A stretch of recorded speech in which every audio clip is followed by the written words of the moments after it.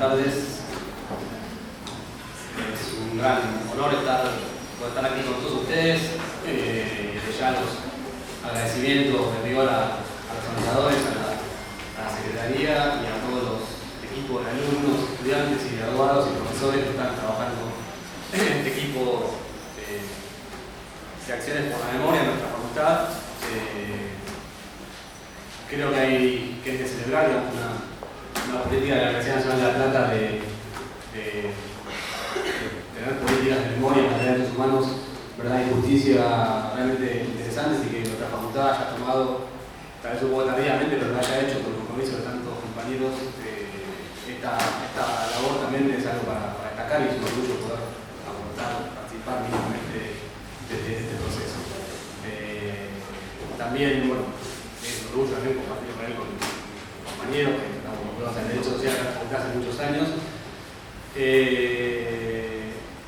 Y también, antes de empezar el contenido, digamos, de mi exposición, que va a ser breve, quería hacer llegar una acción al acto que me hizo llegar Luis Rafael, que es un querido compañero también, juez de la Cámara de Educación del Trabajo, que siendo él muy joven trabajó con Alberto Centeno, estuvo detenido, desaparecido, por suerte finalmente lo liberaron, pero fue víctima de delitos de lesa humanidad.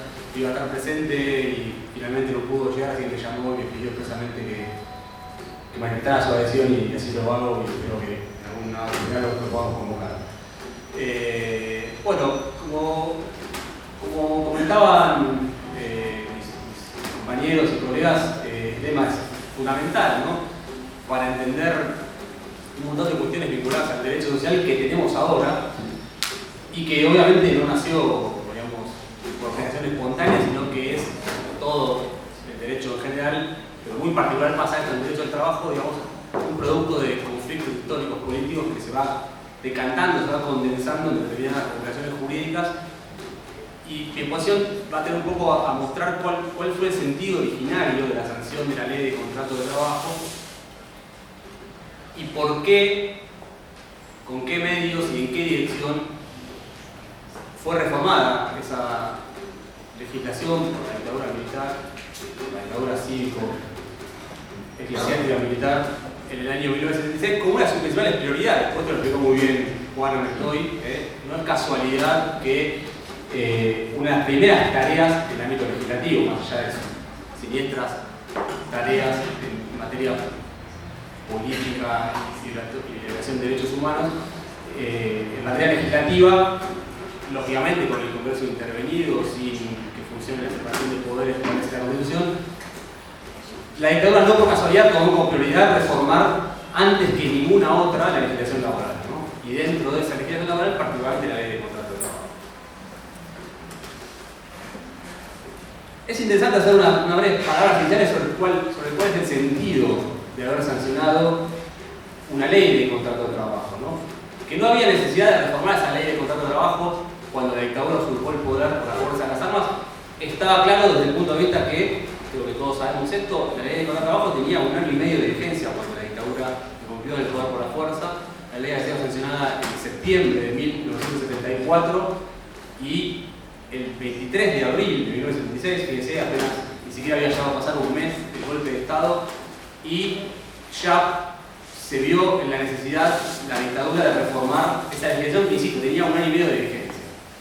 Ahí, digamos, sobran las palabras para evidenciar que no había ninguna necesidad técnico-jurídica, ¿no?, desde luego, de hacer esa modificación, sino es obedeció a razones meramente políticas y de política económica y laboral en particular, que es un poco lo vamos a tratar de entender, y que es fácil comprenderlo además a partir de ver cuál fue el sentido unidireccional o unidimensional de esas reformas introducidas por la norma de facto mal llamada Ley 21.197, sancionada, insisto, en abril de 1976.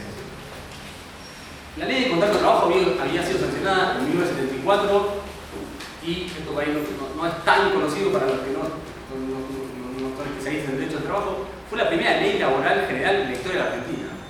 No es que una ley que venía a reemplazar otra ley laboral general. Fue la primera vez que logró el Parlamento, un debate interesante, sancionar una ley general que ni siquiera es una ley general de derecho social y derecho del trabajo en general, sino apenas una ley de teoría general del derecho del trabajo y de derecho individual del trabajo. Nada hay allí, ni de derecho colectivo del trabajo, que es todo un mundo aparte, ni mucho menos de derecho a la seguridad social, salvo algunas disposiciones aisladas, ¿no? Y esto no es casualidad, digamos, ¿no? Costó tanto sancionar lo que podríamos llamar, como harían los brasileños, una consolidación de criterios, una consolidación de leyes dispersas que había hasta ese momento, precisamente porque el empresariado, el gran empresariado argentino había tenido esto en su función de que no hubiera nunca una legislación laboral consolidada, unificada, y sobre todo que no hubiera eso que la Constitución, por lo menos desde la reforma de 1957, y antes también obviamente en la corta vía de la Constitución de 1949, ordenaba que hubiera, que era obviamente un código de derecho del trabajo y la seguridad social, ¿no? Todavía tenemos ahí, en el actual inciso 12 del artículo 75 de la Constitución Federal, una obligación del Congreso de dictar los códigos de civil, penal, comercial, de minería, y también dice, y del trabajo y la seguridad social, ¿no? No es casualidad que el único que nunca fue dictado hasta el día de hoy es el Código de Derecho del Trabajo, ¿no? Un código es siempre fundacional, es siempre revolucionario, contra la vertiente romanticista, reaccionaria de Savigny, que los códigos matan el derecho y lo fosilizan. Un código es siempre la consolidación de más derechos para los destinatarios de ese código, cualquiera sea la rama que se trate. Y por eso es que en la Argentina, al día de hoy todavía, después que pasaron casi más de 60 años de la reforma del 57, 70 de la Constitución del 49, no hay todavía Código de Derecho del Trabajo, ¿no? De ahí la necesidad de defender una ley de contrato de trabajo, ¿no? Y esto lo menciono porque en el debate ese que llegó a la sanción de la ley 20.744, la originaria versión de la ley de contrato de trabajo, se discutió mucho esto, ¿no? De hecho, para algunos tenía gusto a poco la ley de contrato porque se había aprobado. ¿Por qué? Porque, bueno, muy bien traer esta ley, pero lo que tengo que tener es un código, ¿no? La ley de 1974, la reforma de 57 tenía ya unos cuantos años, casi 20, ordenada a dictar un código, y ese código no se dictaba, no se dictó entonces y no se dictó nunca más. Y entonces, digamos, es la primera apreciación inicial que quería hacer al tema, ¿no? Que uno no puede hacer una crítica, digamos, maximalista a la ley de contrato de trabajo, porque si tengo que sintetizar, diría que la ley de contrato de trabajo, la original, y lo que quedó de ella después de sus sucesivas reformas, aún parcialmente reconstruida en los últimos años, es tal vez mucho menos de lo que queremos, de lo que aspiramos a tener quienes defendemos los derechos de los trabajadores y las clases populares en general, pero a su vez es mucho más de lo que la burguesía está dispuesta a vivir. Y por lo tanto, esa ley de contrato de trabajo debe ser cuidada en la medida en que no es casualidad, insisto, que no haya Código de Derecho del Trabajo y que esa ley, apenas un año después de haber sido sancionada, haya sido mutilada de manera, digamos, diría que haciendo un paralelismo con las violaciones de derechos humanos que había entonces, sangrienta, ¿no? 25 artículos eliminados, 98 modificados, todos, insisto, unidireccionalmente en el sentido de desasegurar derechos de los trabajadores, ¿no? Y obviamente también de sus organizaciones sindicales. Bien. Un poco, uno de los datos interesantes de esta ambivalencia que, digamos, que tuvo lugar en el debate de lo que después fue la ley de contrato de trabajo, fue la elaboración previa del proyecto, que es importante destacarlo porque estuvo acá justamente Roberto Centeno, uno de los abogados egresados de esta facultad, como bien explicaba Juana Mestoy, que fue víctima de la dictadura, asesinado en julio de 1977 por la dictadura de Mar del Plata. Fue el autor del proyecto de la ley de contrato de trabajo, más conocido.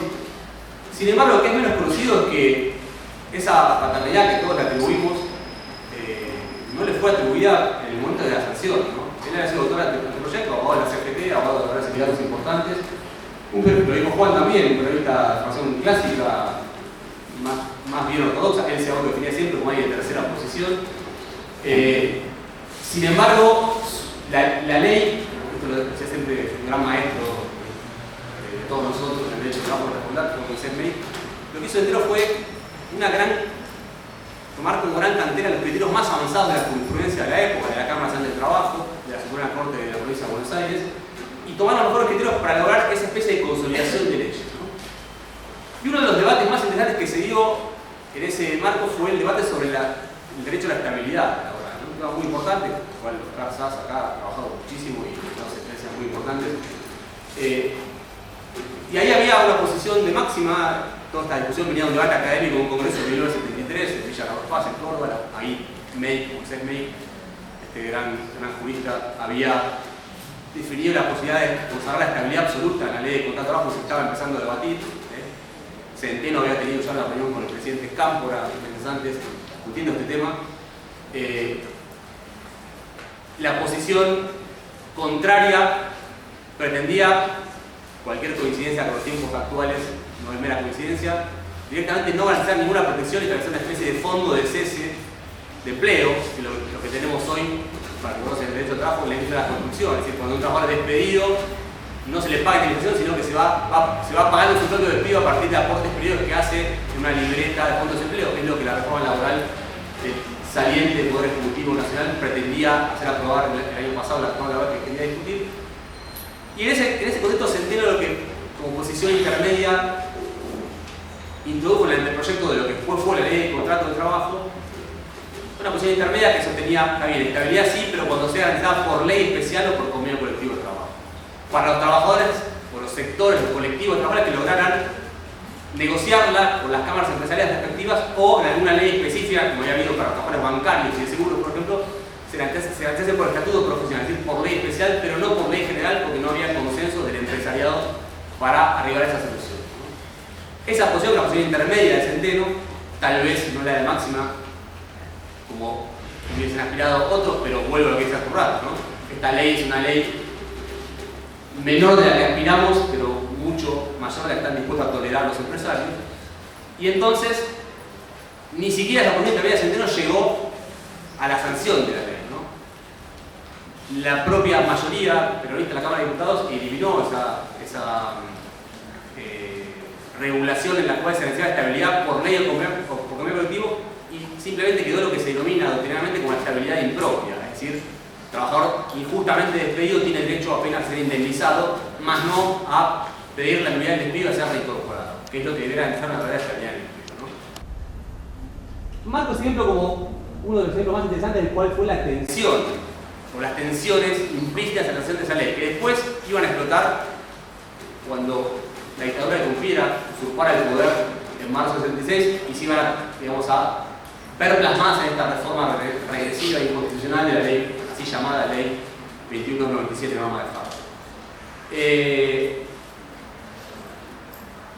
¿Cuáles son las modificaciones centrales que esta reforma, la 2197, estableció sobre el texto originario de la ley sancionada un año y medio antes, ¿no? En primer lugar, hay desde ya un cambio de perspectiva filosófica o ius filosófica sobre cuál es el sentido de la legislación del trabajo y qué principios deben utilizar los operadores del derecho, los jueces, los abogados, para resolver los conflictos de interpretación jurídica que se dan en el derecho del trabajo, ¿no? La ley de contrato de trabajo tenía dos artículos, uno era el 19 y el otro era el 9, la ley ordinaria, la 2744, que establecían dos reglas de interpretación muy importantes, ¿no? El 19 decía que las desigualdades que establece la ley de contrato de trabajo en favor del trabajador deben ser entendidas como una forma de compensar, y textualmente decía esto, dice, porque este artículo fue reinstaurado en la ley, como forma de compensar otras desigualdades que de por sí se dan en la relación, ¿no? Esa es una definición absolutamente revolucionaria en términos jurídicos, ¿no?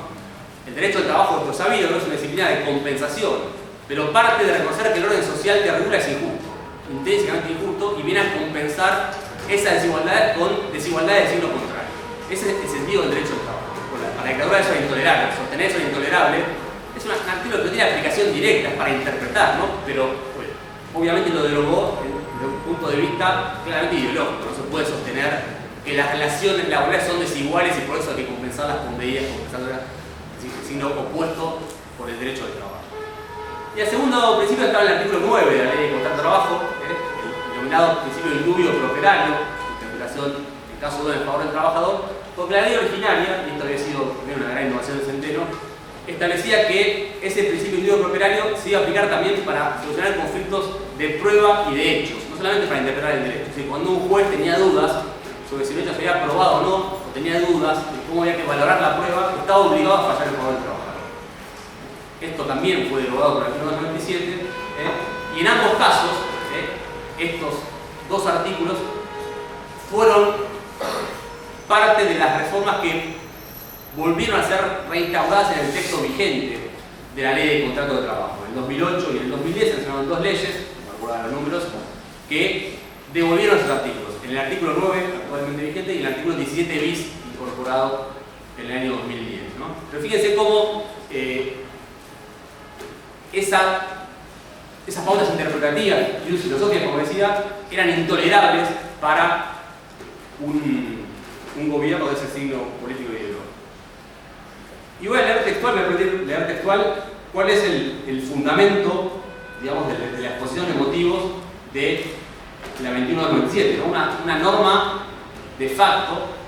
Ahora, paréntesis, todavía creo que tenemos que dar en la Argentina el debate de por qué las normas de facto siguen vigentes, ¿no? Más allá de la infame convalidación del gobierno de facto de la acordada famosa de la Corte del año 30, como el de Irigoyen, pero era, digamos, un pseudo congreso, la CAL, la Comisión de Asesoramiento Legislativo, en un Estado absoluto que acaparado toda la posición del Estado, que se dice a sí mismo, porque no hay legislador ni ejecutivo ni judicial independientes, dice así, dice, la existencia de una normativa específica destinada a establecer y regular las relaciones armónicas entre trabajadores y empleadores no debe constituir materia cuestionable. Sin embargo, dicho régimen contiene disposiciones susceptibles de configurar situaciones que generen excesos respecto del equilibrio del comportamiento a observar en las relaciones antes citadas. Primero, nombrar las relaciones entre trabajadores y empleadores como relaciones armónicas. Las relaciones armónicas solo existen en la aldea de los pitufos o existen en el jardín del Edén del primer libro de Génesis, ¿no? Las relaciones entre trabajadores y empresarios, un poco creo que Oscar hacía referencia cuando hablaba de la grieta no es algo nuevo. Las relaciones entre empleadores y trabajadores son relaciones estructuralmente conflictivas por definición, ¿no? En las cuales no hay armonía ninguna. Por tanto, el derecho al trabajo tiene la complicada y delicada misión de tratar de encauzar ese conflicto para que no se desmadre la paz social. Lo que no importa negar, como bien decía el artículo 19 original del DST, restaurado ahora en el 7 bis, que esas relaciones son desiguales y son de conflicto, no son de armonía, ¿no? Pero bueno, la otra palabra clave de la posición de motivos es el de exceso, ¿no? Parece que la ley de contrato de trabajo del 74 tenía excesos de sobreprotección de los trabajadores y eso justificaba su modificación en sentido desprotectorio, regresivo en favor de los empresarios, ¿no? Bien, fuera de ese marco de principios interpretativos que la ley contenía y son eliminados por la reforma del 76, ya vamos a reformas concretas en instituciones muy importantes del derecho del trabajo, ¿no? En primer lugar, relaciones entre ley general, la ley de contrato de trabajo, y leyes especiales, ¿no? El artículo 2 de la ley 2744 establecía que cuando estaba la ley laboral y leyes laborales específicas aplicables a un determinado colectivo de trabajadores bajo determinada actividad empresaria, los llamados estatutos profesionales, fuentes muy importantes en el derecho del trabajo, prevalecía la ley más favorable, incluyendo la ley general sobre la especial si la más favorable. Y además esa ley excluía solamente el ámbito de la ley de contrato de trabajo a las trabajadoras, lo que decir en femenino como corresponde, porque en este momento por cierto son mujeres, las trabajadoras del servicio doméstico, pero no excluía a otros colectivos de trabajadores. Esa expresión era cuestionable, después fue modificada por la reforma del año 2013, era cuestionable y no fue eliminada por la ley de contrato de trabajo del 74, pero sí la dictadura, una norma posterior, que es la 22.178, o 278 creo que es, excluye también a los trabajadores agrarios, ¿no? En un estatuto especial que regula muy a la baja la ley de contrato de trabajo para los trabajadores del ámbito rural, que está elaborada, firmada por José Alfredo Martínez II, que era el principal terrateniente de la Argentina, ¿no? Ministro de Economía de la dictadura. Se hizo una ley a su medida, excluyendo del ámbito de aplicación de la ley general a los trabajadores del ámbito agrario, ¿no? Esta exclusión que hizo la dictadura fue enmendada recién en el año 2011 con el nuevo estatuto de trabajo agrario, una norma excelente, de gran factura técnica y muy protectora. Bien, ¿qué pasa con lo que los laboralistas denominamos las facultades o potestades exorbitantes del empleador, ¿no?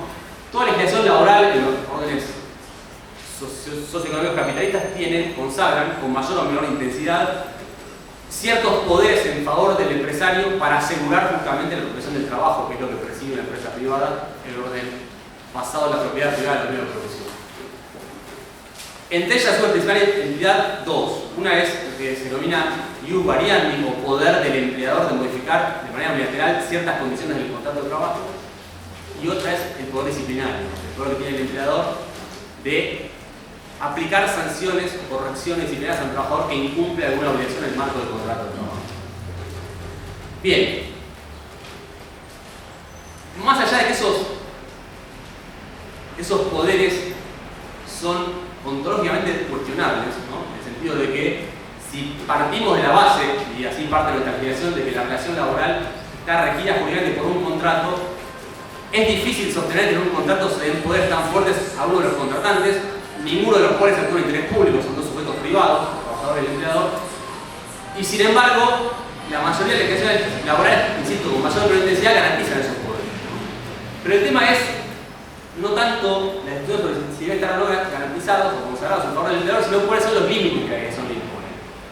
Se supone que esos límites deben, como mínimo, respetar las pautas de la Constitución, ¿no? Que en materia de derechos y garantías establecen pautas generales aplicables a cualquier disciplina jurídica.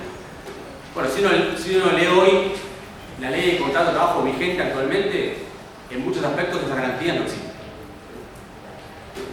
Por ejemplo, el poder disciplinario hoy, en la ley general, la ley de contrato de trabajo, artículo 67, es omnímodo, no tiene límites. ¿Sí?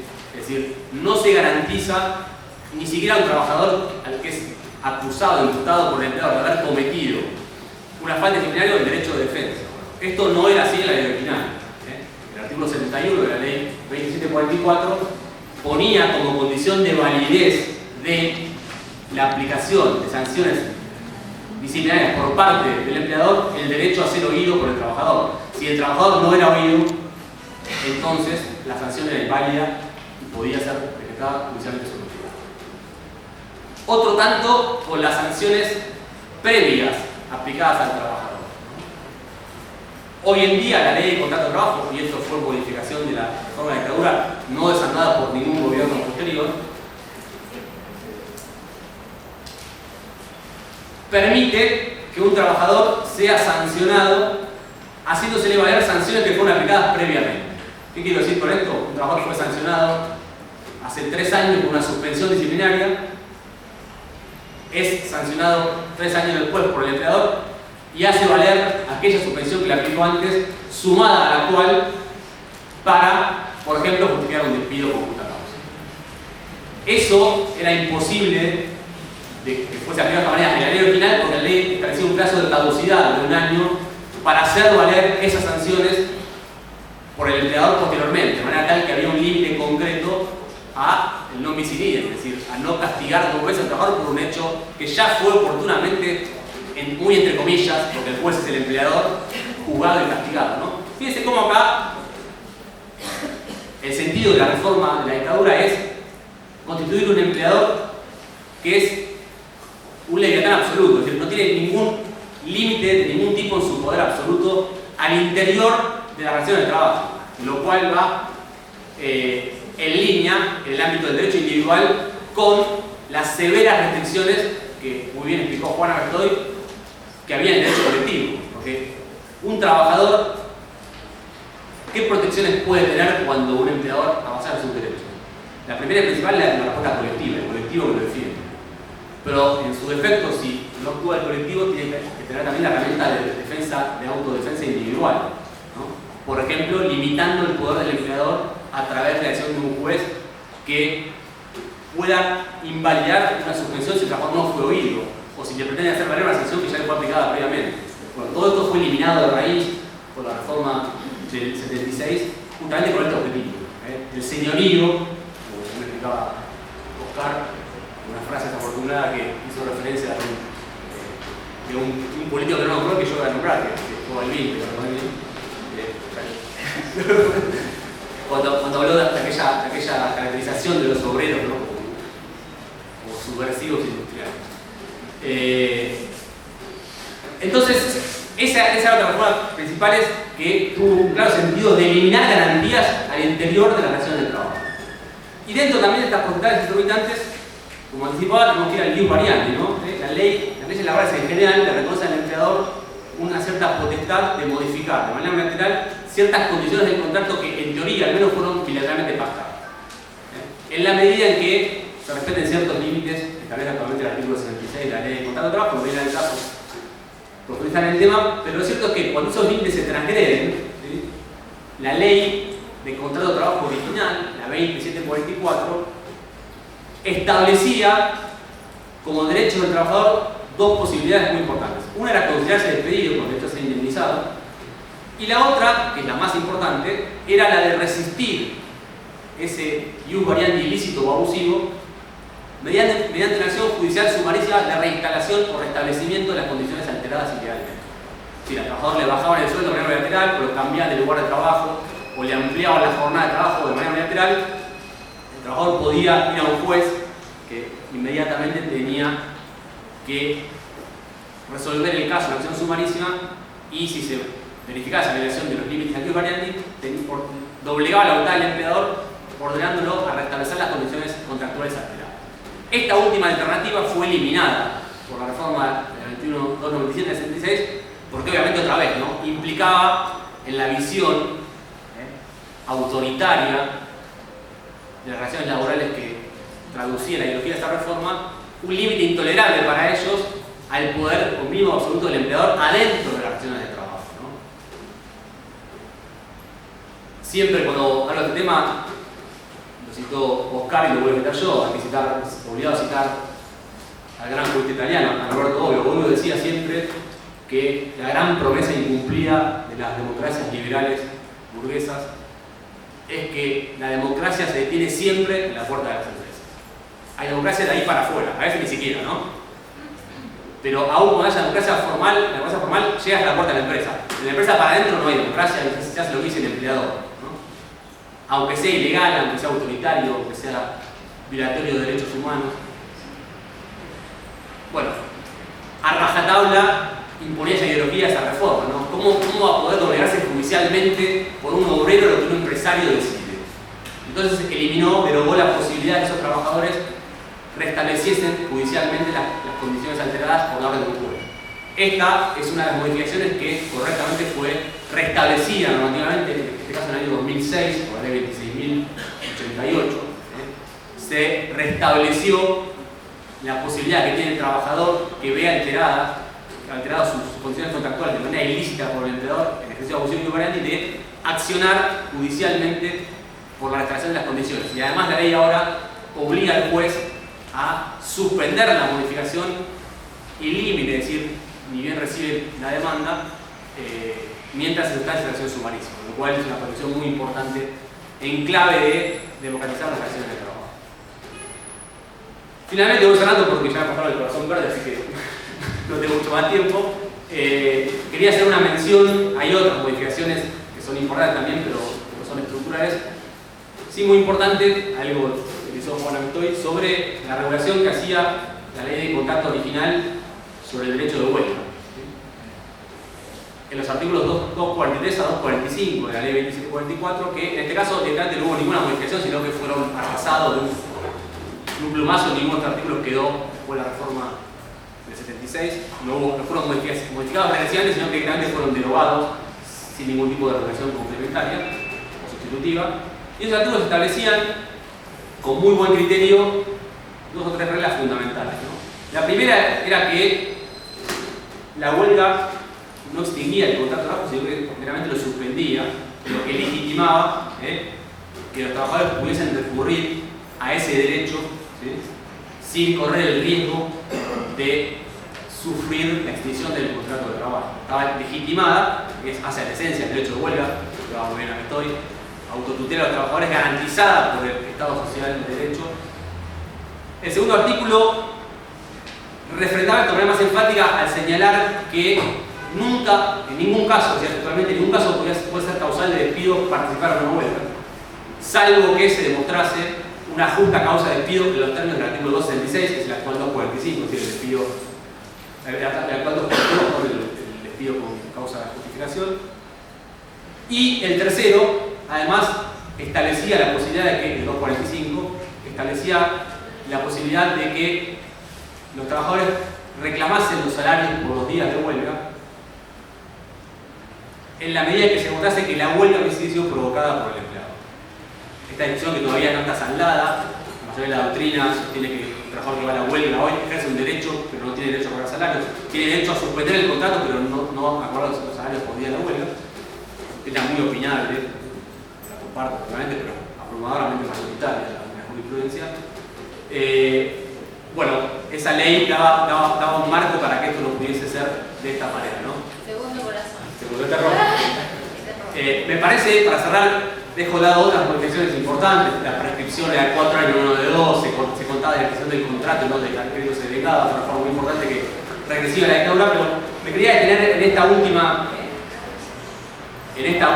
modificación, en el derecho de huelga, porque como lo explicaba bien Juan, completamente esta ley se suspendió el derecho de huelga y estuvo suspendido toda la dictadura, pero esta regulación del derecho de huelga en la ley de contrato de trabajo es además, es una opinión muy personal, pero es una reivindicación que hace Centeno enmendando la omisión de la Constitución del 49, en el cual, como todos sabemos, en largo debate, se había omitido la consagración constitucional del derecho de huelga, ¿no?